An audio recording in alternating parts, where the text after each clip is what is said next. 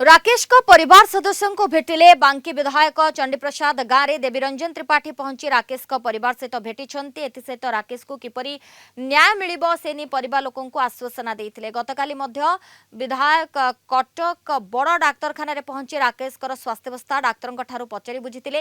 राकेश को किडनी फुसफुस और लिवर रे समस्या रहिछि, तांको स्वास्थ्य रे उन्नति हेउतबा कहिथिले विधायक। तेबे राकेश को पत्नी रश्मिता घर को फेरी सूचना रहुछि।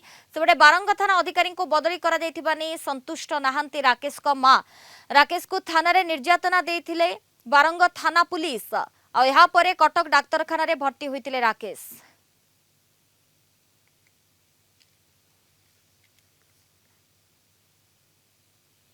नहीं कहले पुओ भल अच्छे आ भल हो सांत्वना देकी गले भल अच्छे टिके बापा को फोन करथिले आज कथबार्ता करथिले बोली पुओ कहले से निजे जानी परिला उठिकिरी हाथ जोड़ी प्रणाम कला जे मु भल अच्छी। बारंग अंचल सदस्य माने समस्ते तांकर आश्रु माने तांकर आरोग्य कामना करूसंती। राकेश बाबूंकर मां को हम भेटिथिलु, तांको आश्वासन देइथिलु।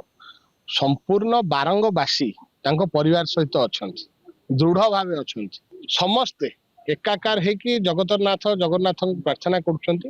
राकेश केमती आशु आरोग्य कामना करुछंती, शीघ्र सुस्थ होई कि आम गहन